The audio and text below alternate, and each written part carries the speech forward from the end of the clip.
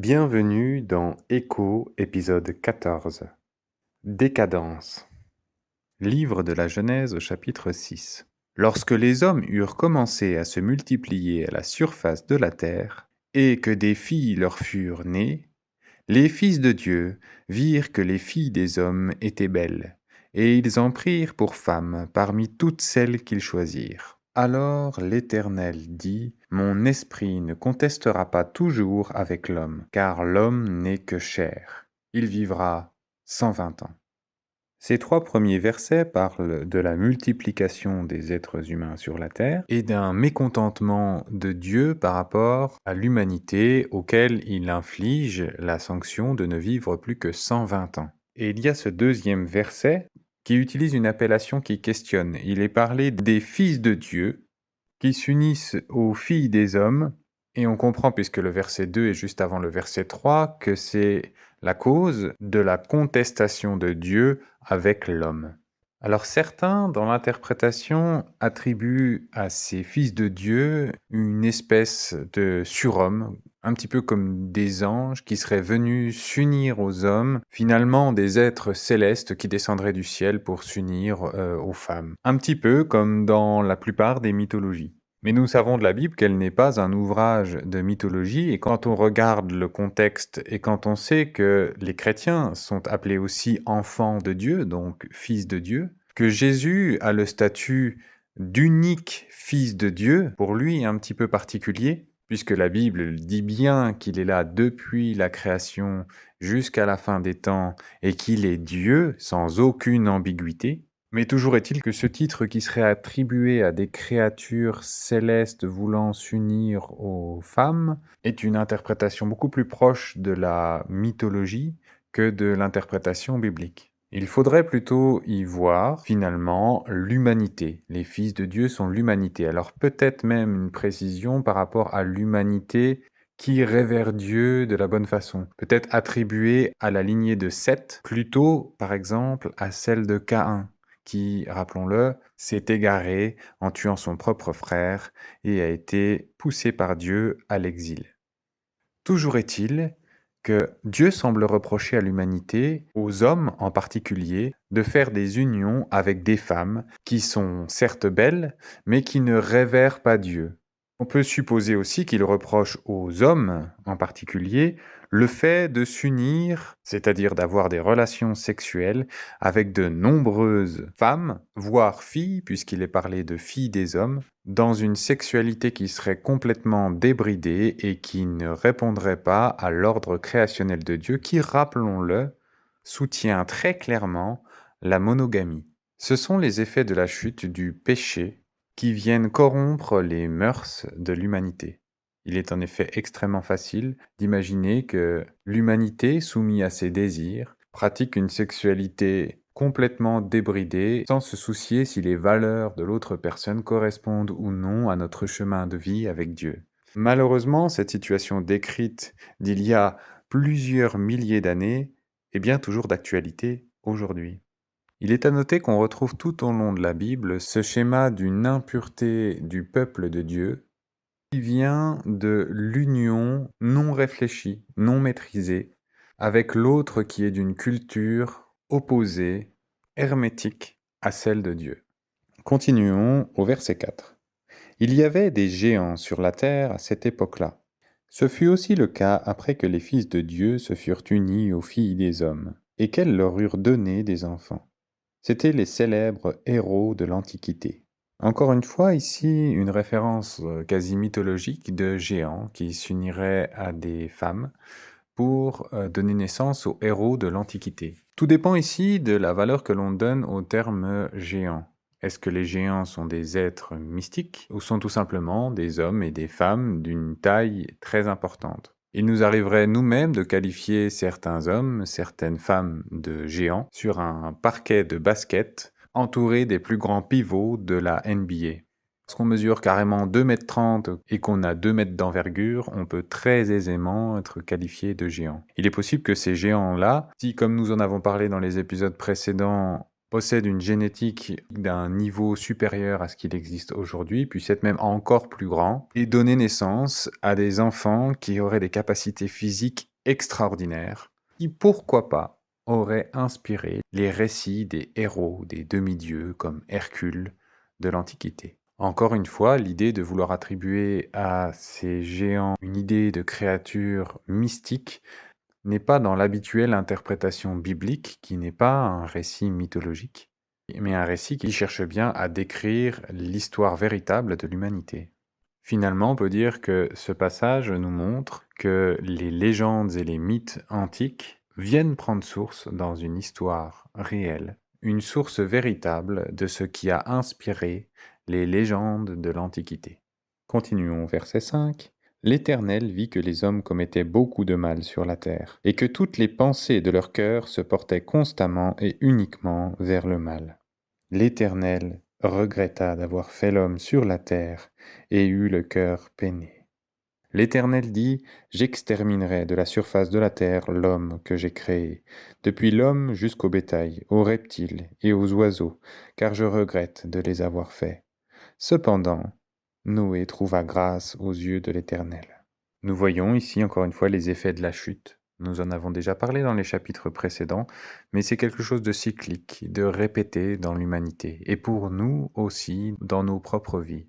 Dieu ici est véritablement écœuré par le péché et la façon dont l'homme se l'approprie. On y voit un caractère émotionnel. Dieu ressent des émotions. Il a le cœur peiné. Il n'est pas un Dieu lointain qui n'a rien à voir avec nous et la façon dont nous vivons les choses. Il vit tout simplement les choses d'une manière saine et parfaite, ce qui ne l'empêche pas d'avoir le cœur peiné. C'est fou de se dire que Dieu, le créateur de tout l'univers, peut avoir le cœur peiné. Cela vient nous justifier quand parfois, pour une saine raison, nous sommes tristes, nous avons le cœur peiné. Dieu n'interdit pas de ressentir des émotions, mais nous appelle à les vivre sainement et parfaitement. Peut-on dire que l'homme a échappé à Dieu? Ce serait aller un petit peu trop vite. Dieu a laissé à l'homme son libre arbitre, mais dirige toute chose, voit tout à l'avance, sait tout. Nous avons déjà abordé ce point dans un épisode précédent. Il y a une difficulté dans la vision chrétienne du monde d'affirmer que Dieu tient tout entre ses mains et qu'en même temps l'homme possède son libre arbitre et qu'il peut être inspiré par le diable pour faire le mal, sans pour autant que Dieu soit responsable de ce mal. C'est difficile de comprendre ça dans notre logique humaine, mais c'est bien ce que l'ensemble de la Bible déclare. Et il s'agit d'une logique et d'un raisonnement divin, d'un Dieu omniscient, omnipotent, omniprésent. Une logique et un raisonnement qui, si nous le regardons avec une saine humilité, peut nous échapper par moments.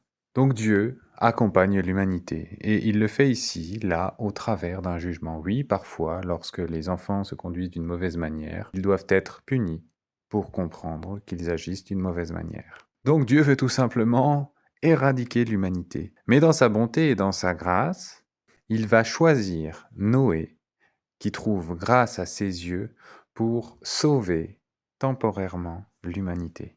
C'est ce qu'on appelle un type de Christ. Christ étant le sauveur éternel de l'humanité, nous voyons dans la Bible plusieurs personnes qui ont endossé à un moment dans l'histoire le rôle de sauveur de l'humanité ou de sauveur du peuple d'Israël. Et ils sont élus, envoyés par Dieu et justifiés au travers d'actes miraculeux. Au verset 9, voici l'histoire de Noé. C'était un homme juste et intègre dans sa génération, un homme qui marchait avec Dieu, ce qui devait être particulièrement difficile compte tenu de la génération qui a été décrite aux mœurs plutôt douteux. Noé eut 3 fils, Sem, Cham, Japheth. La terre était corrompue devant Dieu, elle était pleine de violence.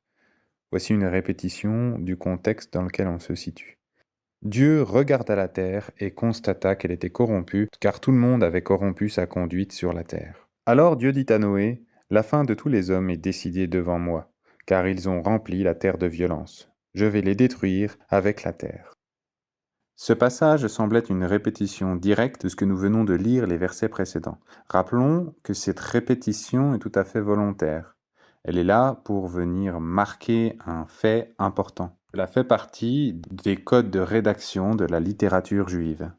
Verset 14. « Fais-toi un bateau avec des arbres résineux, Tu disposeras cette arche en compartiments et tu l'enduiras de poids dedans et dehors. Voici comment tu la feras. L'arche aura 150 mètres de long, 25 mètres de large et 15 mètres de haut. Tu feras une ouverture à l'arche et tu la feras d'une cinquantaine de centimètres depuis l'arche. Tu construiras un étage inférieur, un deuxième et un troisième étage.